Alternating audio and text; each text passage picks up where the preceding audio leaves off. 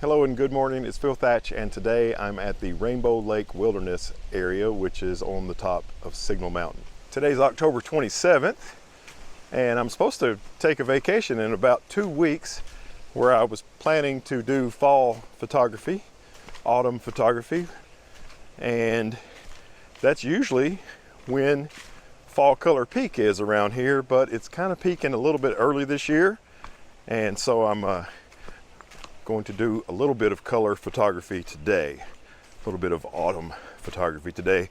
A little chilly this morning. It's about 46 degrees. That's like 7 or 8 degrees Celsius. And I'm hiking to this dam that was built on the top of this mountain about 100 years ago. And it's not a hydroelectric dam or anything. It was a dam at the confluence of two creeks for a recreational area. And that resort that it was the recreation area for is long gone, but the dam is still here. I think the hike from the parking area to the dam is about a half a mile.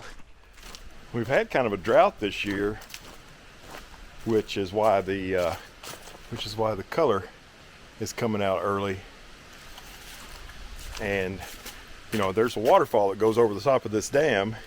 It's really pretty, and I'm hoping that the rain we got 2 days ago was enough to have this thing flowing. But I definitely have my doubts because we have not had much rain other than the rain night before last in a long time. Look at all those rocks. Guess you can see them in that shot. I'm arriving at the lake now, and this is the dam. This is the back side of the dam. And what I was hoping for was for water to be spilling all the way across that opening instead of in that one tiny spot. So definitely the shot I wanted to make on this side is not going to be happening, but I'm going to try some other areas. Well, it is no longer about taking a picture of what I was hoping to see. It's turned into taking a picture of what I actually do see. The flow, even though we had pretty good rain 2 days ago, less than 48 hours ago, it's virtually nothing, just because of the drought that we've had. This bridge, it's a swinging bridge just a little ways downstream from the dam that goes across Middle Creek, and usually the water is rushing so much here that you can't cross it. And I could walk across it in sneakers on the rocks today. I wore my boots that I wear in these situations, but I'm not going to need them. But there's still beauty here, even though most of the fall color has kind of fallen off, which is not optimal. There's still beauty here. So I've got my Maven filters circular polarizer, magnetic, on the 10 to 18. I've come upstream to this little pool, which is pretty deep in the middle. It's probably 2 or 3 feet deep in the middle, and there's that giant boulder over there on the left-hand side. So I made a couple of shots from here. Got another idea. I still have the circular polarizer on, and I put the Maven 10 stop, which is easy to figure out which one it is in your bag because the 10 stop is the gold one. And there's these leaves that are on this little pool, and they're moving around ever so slightly. So I'm doing a really long exposure. I'm not sure exactly where I'm going to end up with it, but probably at least a minute, and see if I can get some kind of attractive streaks of the leaves as they move across the water. The 10 stop exposure was so long at 2 minutes that the leaves disappeared, which that's not the effect I want. I want to see kind of a beautiful streak of leaf across this water. So I took it off and I put the 3 stop on, and that gave me only about a 3 or 4 second exposure. And now I have the purple 6 stop on, and it's given me about a 25 or so second exposure, which is just right. But there's really amazing how that giant boulder is there with really no other boulders like it anywhere around, and you can see its reflection in the water, and you can see the reflection of the trees up the hill behind it with the sun shining on them and the leaves on the water. It turned out pretty nice, I thought. I got a 30-second shot from here that I think is going to be okay. There's that one big leaf right there, which now is going out of the frame.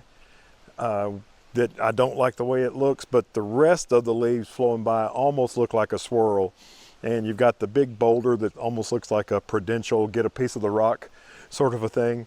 And it's reflecting in the pool, and the pool's really dark with the circular polarizer, so I really like that. The 2-second timer, f8, 30 seconds, ISO 100, using the Maven circular polarizer and 6-stop neutral density filter stacked. For this shot, I moved a little bit to the right of where I was shooting from in the previous shot, and it kept me from having any reflections of the sky in the water, only reflections of the trees in the background, which I like that better. And I did like this pattern. The wind blew and the leaves kind of went in a circle for just a moment, and they never looked like that again in any of the other shots that I tried. I'm working on another composition of this pool that's just upstream from the Prudential rock pool, and there's that rock that juts out right there, and up the hill is bright sunlight, and reflecting in the water is the bright sunlight. And I'm turning the polarizer, I'm trying to turn the polarizer just enough to where you get some of that without too much of that. And I've made this shot a 30-second version with the 6-stop, and a 1.3 second version with no filter, and an 8-second, which I think might be my favorite, an 8-second version with the 3-stop. I was just making that 30-second shot with the 6-stop, and you can tell it's the 6-stop because it is purple right next to the blue circular polarizer. The 6-stop filter ended up being my most used neutral density filter of the day. It was just right on a bright day but in the shade. On a bright day with no shade, the 10-stop would probably be better.